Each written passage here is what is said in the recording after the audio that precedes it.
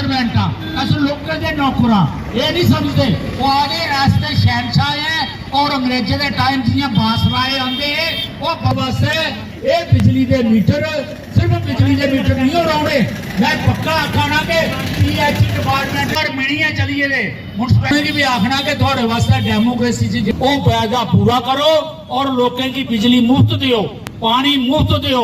जेड़ा अस किराया दे आने वो बड़ा दे आने क्या गए अस अपनी तफीक को बाहर दे आने। जिन्नी सारी इतों की नौकरी है, जिन्नी इंप्लॉयमेंट है, जितनी इतों की पैदावार है, जिन्नी इतों की प्रोडक्शन है, उहदे मुताबिक अस बंद कराने करने क्योंकि ये स्मार्ट मीटर है जरा लोगों की जेबे पर सीधा डाका है।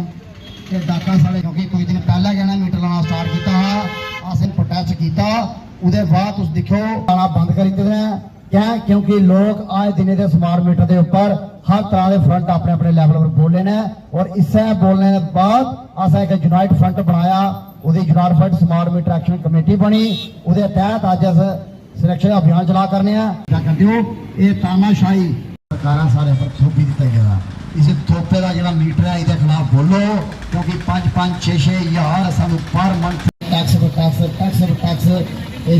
जो यूनाइटेड फ्रंट ने ये कैंपेन शुरू की हुई है, ये बहुत ही हमें इंस्पायरेशन मिल रही है। लोग इसका बहुत सहयोग दे रहे हैं और लोग बात को समझ भी रहे हैं कि मीटर, स्मार्ट मीटर और प्रीपेड मीटर आखिर फ़र्क क्या है इसमें और ये क्यों लगाना चाह रहे हैं। हम इस पॉलिसी को कंडेम करते हैं और सरकार से ये अपनी रिक्वेस्ट करते हैं या डिमांड करते हैं कि ये जो यकदम जाते जाते उधर से जो लेफ्टिनेंट गवर्नर रूल ख़त्म होने की तरफ जा रहा था और नई सरकार चुनी जा रही थी, तो लेफ्टिनेंट गवर्नर या उसके अफसरशाही ने फटाफट ये टैक्स निकाल दिया आर्डर कि कंपनियों को शायद उन्होंने खाया पिया होगा कि हमने तो अपना काम कर दिया कि हम मीटर लगा रहे हैं। अगर ये बदमाशी है, अगर ये पैसे खाकर करप्शन है, भ्रष्टाचार है, तो मैं नई सरकार से ये कहना चाहता हूँ कि फौरी इसको बंद करवाया जाए और इस पर एक्शन किया जाए। और जो उन्होंने अपने मैनिफेस्टो में कहा था इलेक्शन लड़ते कि हम 300 यूनिट बिजली जो है हम भी रियासत जम्मू कश्मीर में मुफ्त देंगे।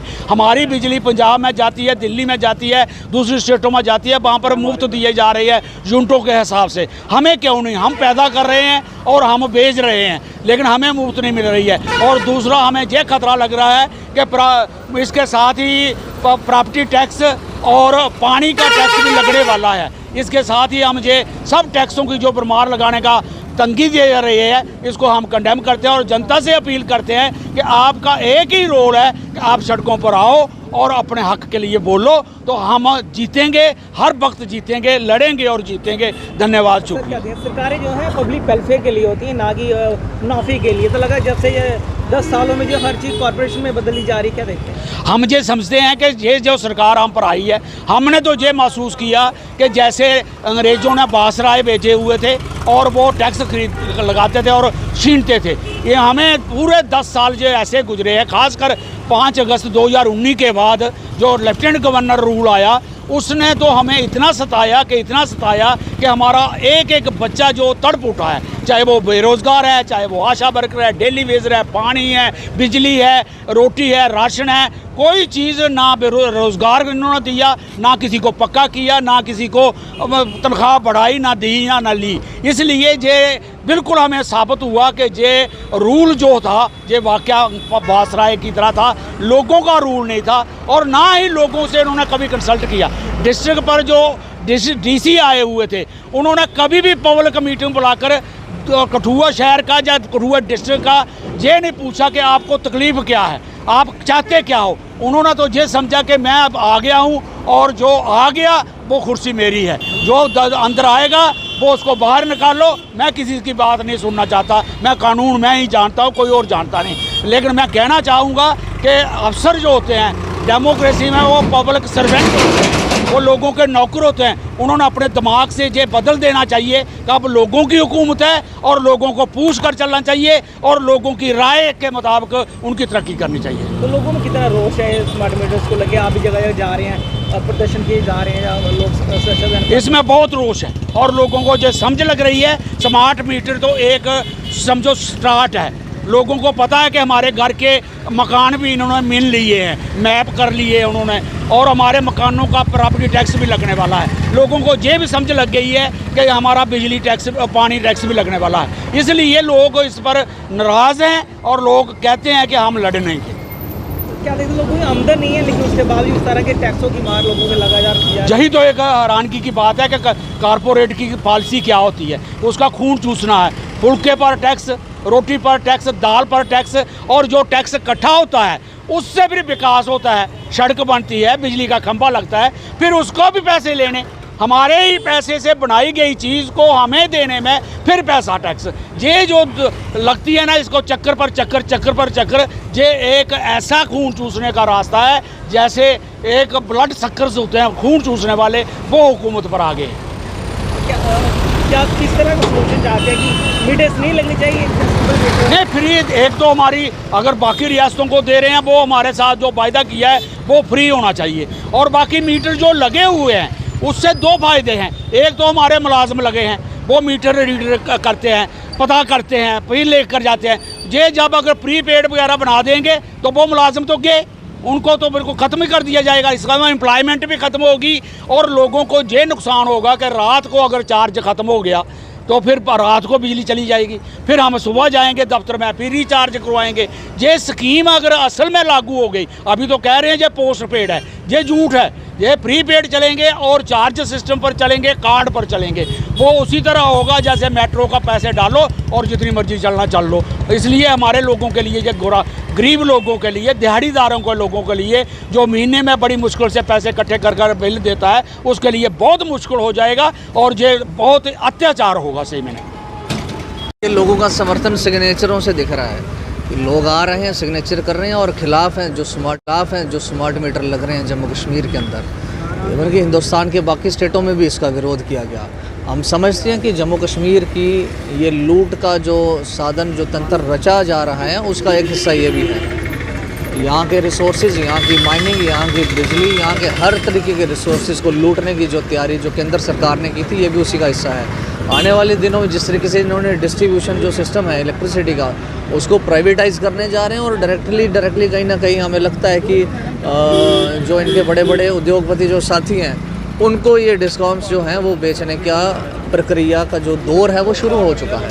तो इसी के खिलाफ हम आए थे और हम इसीलिए अपना भी समर्थन दिया है कि इस तरीके का जितना भी तंत्र है वो लोगों के हित में नहीं और पूंजीपतियों और उद्योगपतियों के हित में है। तो इस तरीके का जो तंत्र है उसके हम खिलाफ हैं और इसीलिए यहाँ समर्थन पेश कर रहे हैं। अभी सरकार भी जो है जम्मू कश्मीर में बन चुकी है, तो क्या उनसे भी अपेक्षा रहेगी कि जी यकीनन अपेक्षा रहेगी, क्योंकि जो बिजली का जो मसला है वो स्टेट और सेंटर दोनों का मसला है। इसमें स्टेट को इग्नोर करके सेंटर ने डायरेक्टली खुद ये सारी चीज़ों का ताना बाना बुना है।